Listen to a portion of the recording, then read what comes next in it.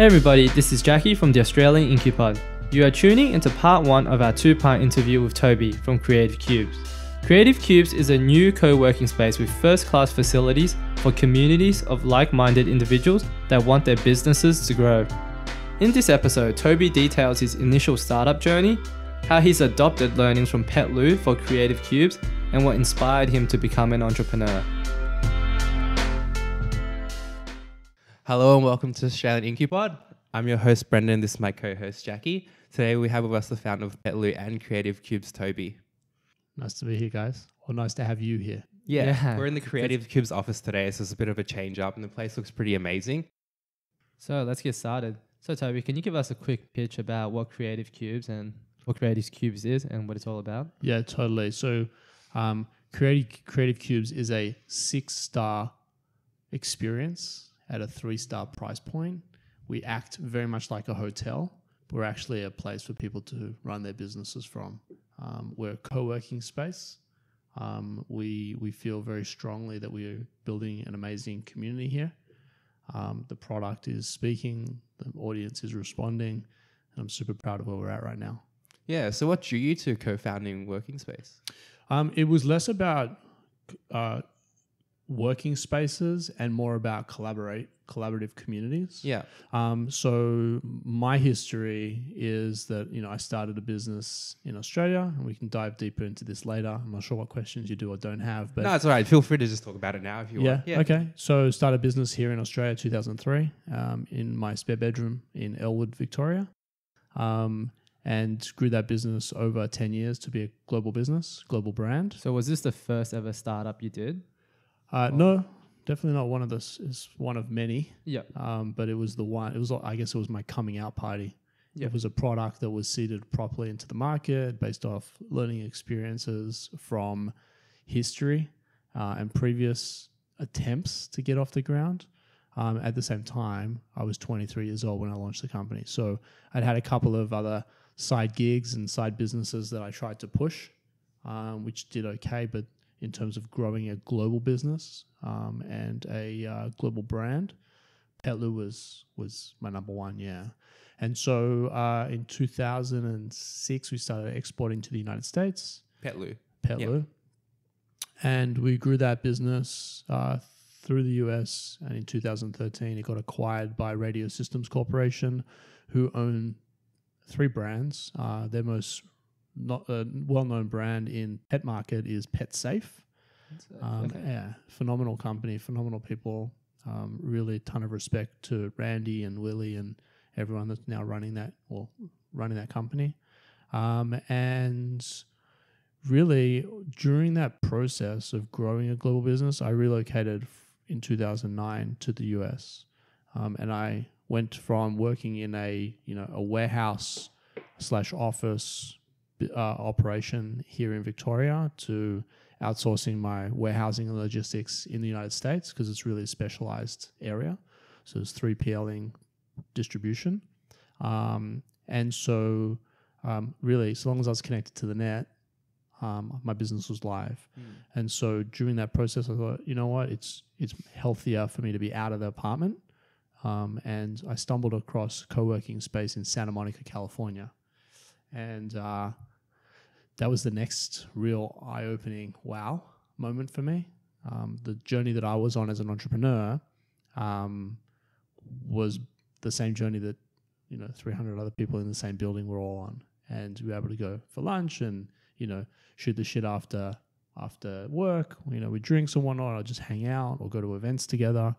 And I just felt like surrounding myself with like-minded people actually helped elevate the status of the Petloo business.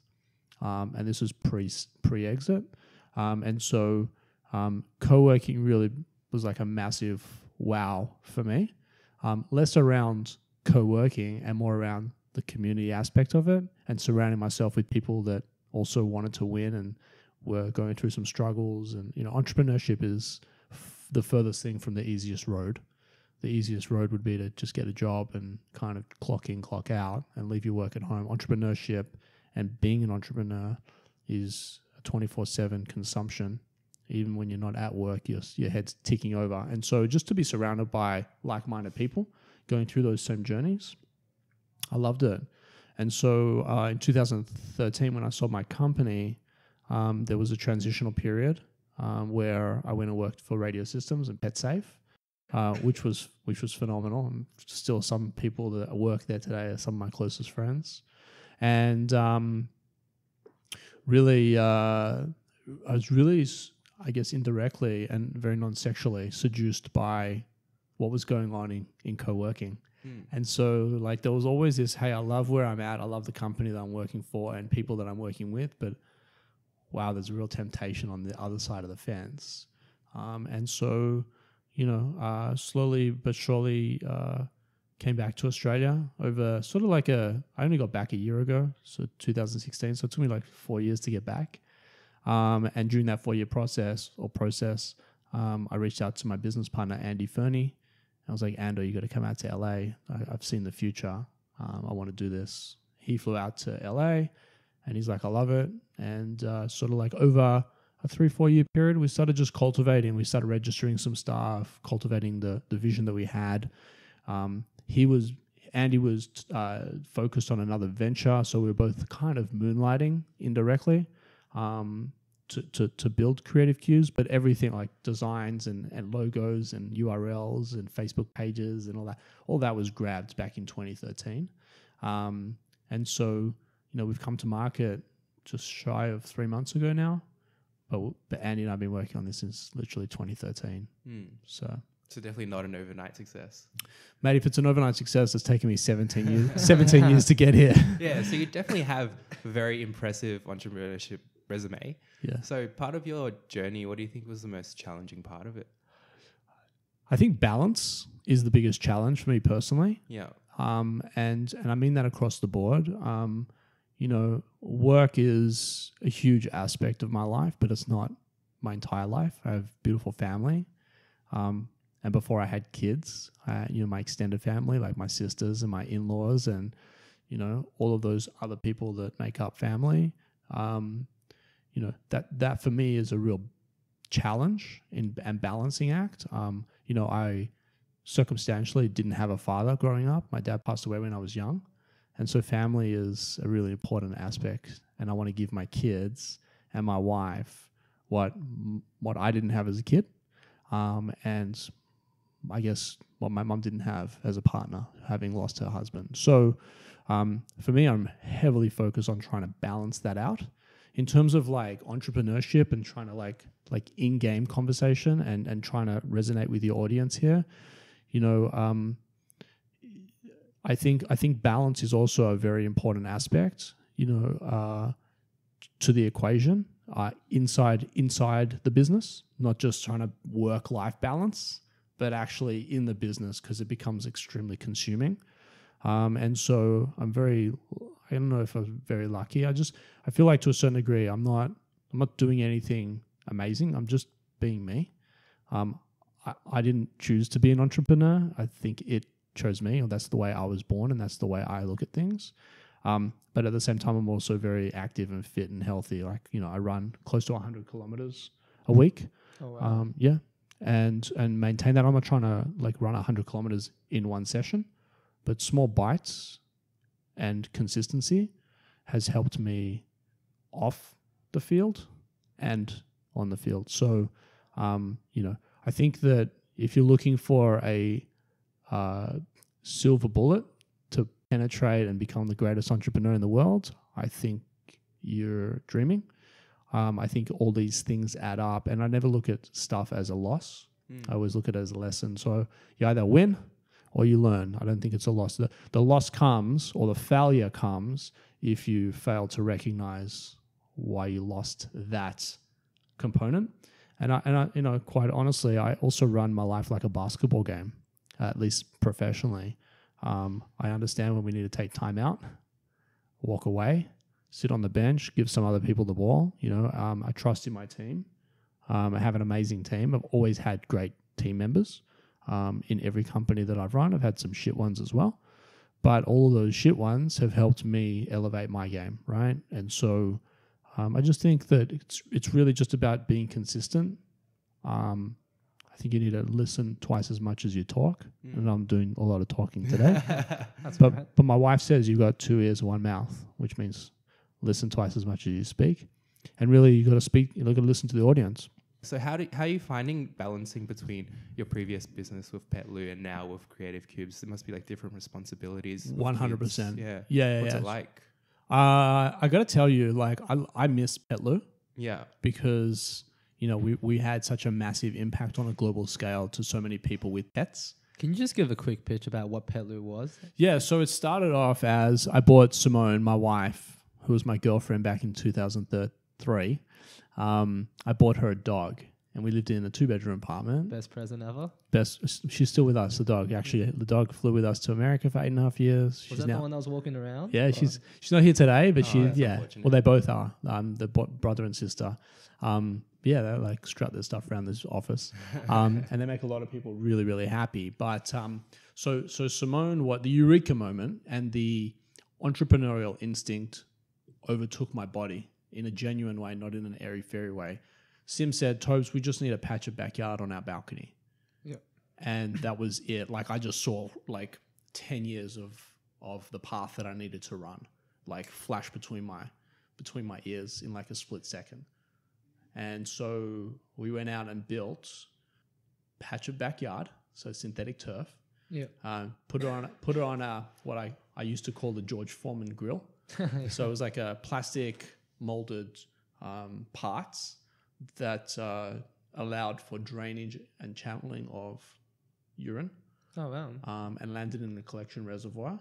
And I patented all of that. And then I really turned that business, listening twice as much as I spoke, listening to our customers, I turned that business into a printer, paper, ink cartridge business model, right? So people bought my loos, and then, hey, how do I train my dog to get on it? Well, you use this product. How do I clean it? You use this product. Why wouldn't I just use regular detergent? What's dangerous for the pet?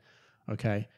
What do I do when the urine hits the bucket? Well, we actually have a gel absorbent in there that just basically solidifies the pee and kills all the odors, or encapsulates and encapsulates and traps all the odors. By the way, this is my old pitch, so I'm a little rusty on it.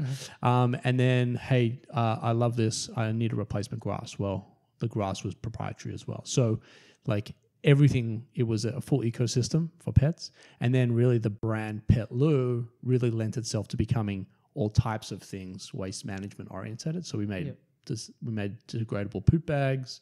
We made standard odor eliminators. We ended up making cat litter. And really started building out a phenomenal brand, and a brand that people could trust, which was critically important. Was this one of the first portable toilet loos out in the market as well? It was the first. It was the first. Yeah. Wow. And a lot of heartache with people copying it. A lot of heartache. But it actually propelled us. It didn't hurt us. Yeah, talk about IP and patenting now. So how did you go about the process? Did you Straight- decide to do every country or? Yep. So we were 3 years in R&D. Yeah. We weren't really R&Ding. We were 3 years in patent protection before we came to market. And so, part of Australia, you can get part of the World's Patent Treaty Association. Shout out to Davies, Collis and Cave, who charged like wounded bulls, but they protected my ass the whole time. And Ross Clark there, who's a partner. I think he's out of Singapore now, but he was here in Melbourne.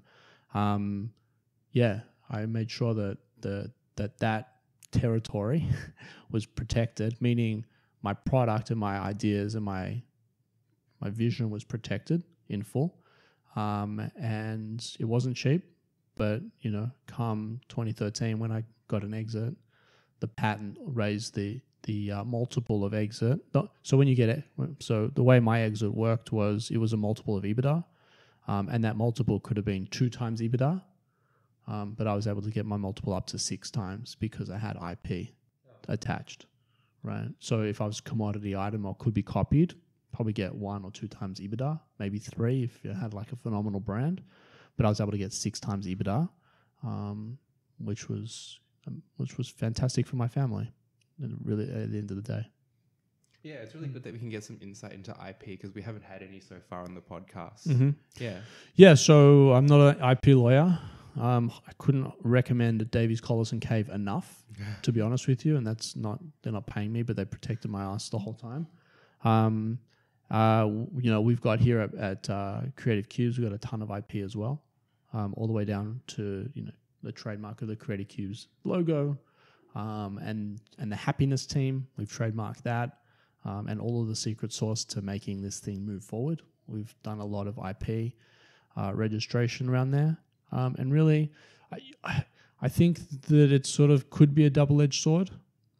I think you got to be careful because I'm the type of person that likes to put money into positive things. So I definitely want to positively protect my position. But at the end of the day, you've also got to defend your position. And that becomes really, really sore and expensive talking point. Yeah. So going back to your entrepreneurial journey so far, how did it all start? Was there a 5-year-old Toby that used to sell stamps on the side of the street or something like that? Yeah, so you're asking me for my, what does Gary Vee say? Your side hustle? Yeah. So my so I grew up in an entrepreneurial household. My dad was an entrepreneur. Yep. I grew up in a house. We had 3 bedrooms.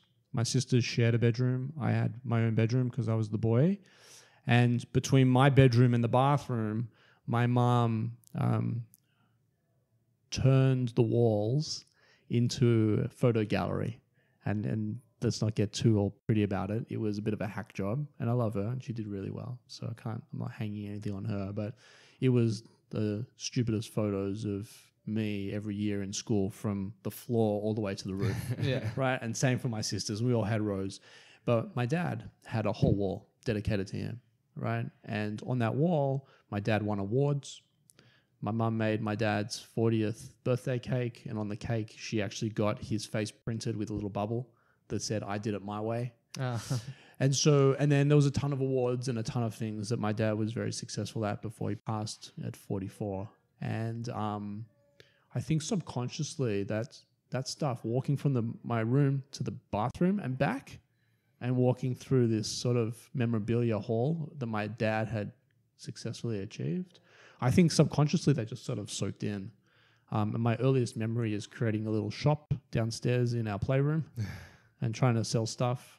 But really, I don't know. I think that it lay dormant in me until 2003 when I kind of grasped, and I tried to. So I worked at Foot Locker, loved shoes, never brought home a paycheck, spent all my weekly earnings on sneakers. Yeah, still do. And we bought a 40-foot container home of not of shoes, but from our beds and couches and a ton of shoes were in that container as well when we came back from the US. But I used to work at Foot Locker, and then started working at Athlete's Foot just to create some difference. So you really like shoes, yeah, and then was interested in potentially owning a bunch of Athlete's Foot franchises.